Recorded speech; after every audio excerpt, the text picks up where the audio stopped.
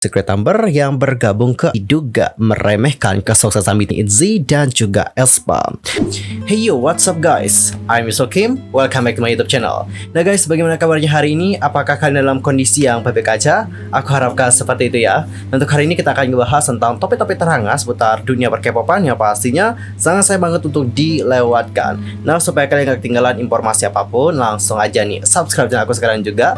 Dan jangan lupa juga nih buat like, comment, and share kepada teman-teman yang lain. Dan berikut adalah pembahasan selengkapnya. Nah guys, untuk berita pertama kita akan mulai dulu membahas tentang Secret Number yang bergabung ke aplikasi Weverse. Secret Number akan membuka komunitas penggemar di platform Weverse. Untuk memperingati pembukaan komunitas Weverse, hashtag event akan diadakan dari tanggal 3 hingga pada tanggal 9 Juni. Dan menjelang comeback, Secret Number juga berencana untuk membuka komunitas Weverse terlebih dahulu dan juga terus berkomunikasi lebih dekat dengan fandom global mereka. Sementara itu, mereka juga akan comeback dengan Doom Cheetah pada tanggal 8 Juni mendatang. Nah, mungkin ada dari kalian yang belum mengenal tentang aplikasi Weverse, boleh dong ya kita bahas tentang aplikasi Weverse. Aplikasi Weverse adalah platform komunitas penggemar global yang diluncurkan oleh Weverse Company. Nah, ini adalah sebuah perusahaan spesialisasi dalam platform digital dan juga layanan pelanggan dan merupakan anak perusahaan dari Hype Labels. Aplikasi ini juga mengkhususkan diri dalam menghosting konten multimedia dan juga komunikasi antara artis dan juga penggemar untuk sejumlah musikus di Korea Selatan. Weverse sendiri menyediakan berbagai konten gratis dan juga berlangganan, termasuk video pendidikan dan juga hiburan. Dan sebagai platform interaksi antara artis dan juga penggemar bagi pengguna untuk terhubung satu sama lain.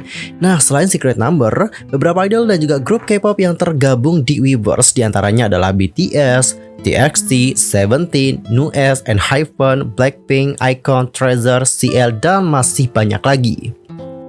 Selain itu, hingga kini beberapa penyanyi di ranah global seperti Jeremy Zucker, lalu ada juga Max hingga New Hope Club juga tergabung di platform ini. Weverse sendiri juga punya fitur feed, artis dan juga media di dalamnya. Nah, dalam fitur feed, penggemar itu bisa melihat postingan yang diunggah oleh sang artis ataupun oleh penggemar lain yang menggunakan akun Weverse. Kemudian, di dalam fitur artis, penggemar juga akan melihat postingan sang artis. Selain itu, terdapat juga nih fitur postingan yang mirip dengan fitur Instagram Story dan juga akan menghilang dalam waktu 24 jam. Lalu, dalam fitur media, terdapat sejumlah konten dari sang artis, seperti musik video dan juga lain sebagainya. Selain di situs web, aplikasi Weverse juga tersedia loh secara gratis dan juga bisa diunduh di Apple App Store dan juga Google Play Store. Nah, buat yang bertanya, apakah bergabung di Weverse berbayar atau enggak nih? Jadi guys, di Weverse itu ada sebuah menu yang namanya adalah Membership Only. Jadi, Membership Only adalah menu khusus untuk pengguna yang bergabung menjadi member di aplikasi Weverse. Dengan membayar biaya berlangganan, kalian itu bisa mendapatkan akses menikmati konten eksklusif, akses membeli merchandise resmi, membeli tiket pre-sale konser, dan juga manfaat lainnya. Dan buat kalian yang mau bergabung ke aplikasi Weverse, perhatikan dulu ya cara-caranya. Yang pertama, kalian itu unduh dulu nih aplikasi Weverse yang ada di Play Store ataupun App Store. Yang kedua, kalian buka langsung aplikasi Weverse-nya, lalu kalian pilih nih bahasa yang digunakan. Ada 3 pilihan bahasa sih. Yang pertama ada bahasa Korea, yang kedua ada bahasa Inggris, dan yang ketiga itu adalah bahasa Mandarin. Setelah itu kalian juga bisa langsung klik sign up pada bagian bawah halaman utamanya. Lalu kalian juga bisa membuat account dengan memasukkan email ataupun masuk ataupun login menggunakan account media sosial Twitter.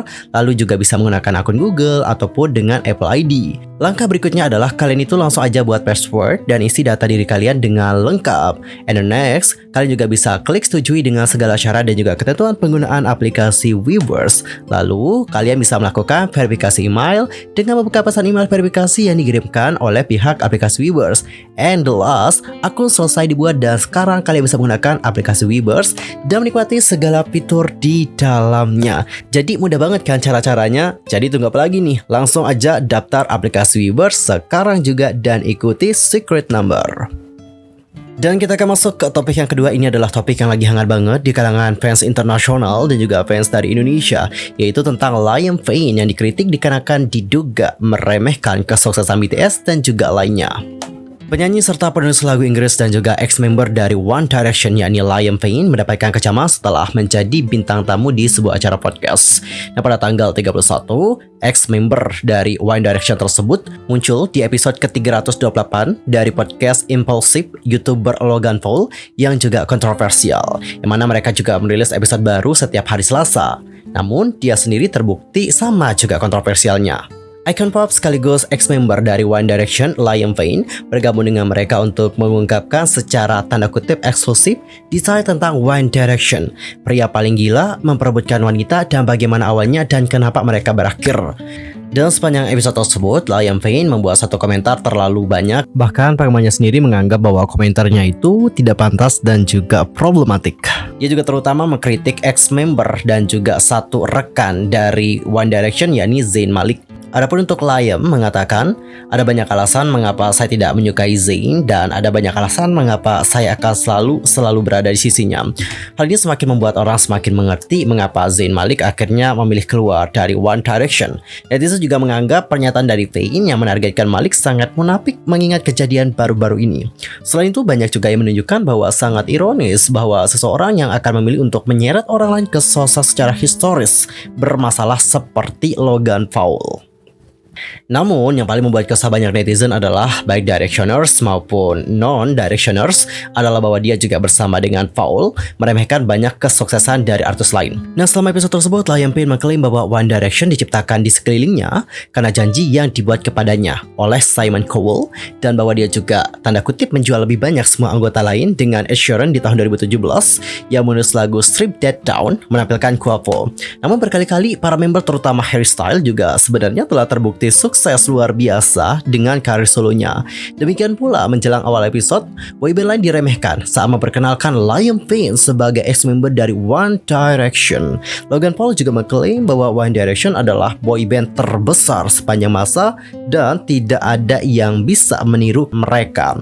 Paul memang menambahkan bahwa K-pop umumnya merupakan pengecualian, meskipun banyak yang merasa itu seharusnya tidak menjadi kategori yang sama sekali berbeda, mengingat grup Korea seperti kesuksesan internasional BTS seperti halnya One Direction. Kalian mungkin juga ingat bahwa Logan Paul adalah salah satu dari dua yang memberikan BTS penghargaan pertama untuk artis sosial teratas di Billboard Music Award tahun 2017. Dan suaranya juga bahkan ditampilkan di album Love Yourself Hurt. Jadi dia sebenarnya harusnya tahu ya lebih baik. Liam Payne juga setuju dengan Paul, bagaimanapun mengatakan bahwa band K-pop semacam dihidupkan kembali. Sementara juga dengan santai menyebutkan bahwa band pop rock Australia 5 Seconds of Summer. Adapun pada kala itulah yang mengatakan, ya saya pikir beberapa band K-pop telah menghidupkan kembali hal itu. Maksudku adalah, ya of course, kami juga memiliki 5 Seconds of Summer. Itu cukup baik sebenarnya.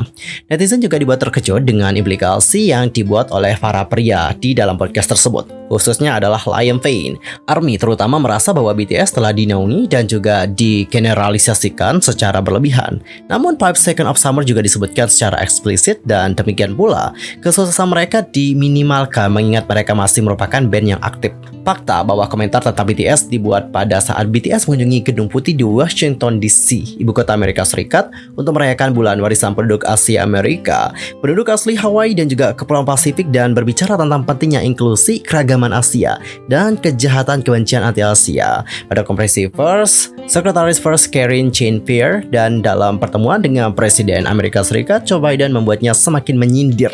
Selain itu, banyak ARMY yang merasa bahwa implikasi One Direction lebih baik daripada BTS adalah hal yang konyol. Jadi mereka menyatakan bahwa BTS dapat meniru lagu One Direction apapun. Sebaliknya, di sisi lain tidak bisa, terutama dikarenakan satu kelompok menggabungkan koreografi yang kuat di atasnya. Dan yang lain juga menunjukkan bahwa Liam menekankan betapa buruknya dia bergaul dengan rekan satu belanya sepanjang episode. Khususnya adalah Louis Tomlinson dan juga Zayn Malik, sambil menyebutkan bahwa semua orang tanda kutip gaduh. Akibatnya dia akan terlihat seperti berkelahi. Namun BTS terkenal rukun dan juga mengatasi ketidaksepakatan mereka. Meski demikian, impulsif bukan satu-satunya saat BTS dibesarkan bersama dengan Liam Payne. Pada tahun 2018, Liam Payne juga tampil di Ask Anything Chat dengan iHeart Radio dan ditanya tentang BTS juga. Dan saat itu dia sangat positif tentang BTS dan juga menyeratkan bahwa pernah ada hal untuk kolaborasi dalam pekerjaan. Adapun untuk Liam pada kali itu mengatakan, ya BTS terlihat seperti grup yang sangat sulit untuk dimasuki. Seperti saya juga tidak berpikir saya akan membuat potongan untuk BTS karena mereka hanya memiliki seperti hal militer menari yang luar biasa.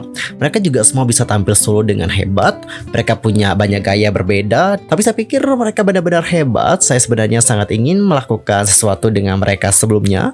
Namun demikian, ia juga mendapatkan kecaman pada tahun 2019 setelah menawarkan beberapa saran kepada BTS selama Sirius XM Hits Once The Morning Mashup. Meskipun dia mungkin memiliki niat baik, banyak yang menafsirkannya secara negatif dan juga dianggap merendahkan. Adapun untuk Liam mengatakan, mereka akan sangat lelah dikarenakan mereka juga banyak menari.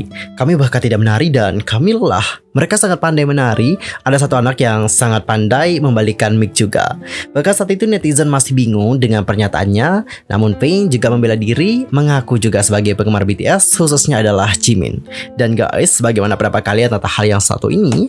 Langsung saja sampaikan di kolom komentar.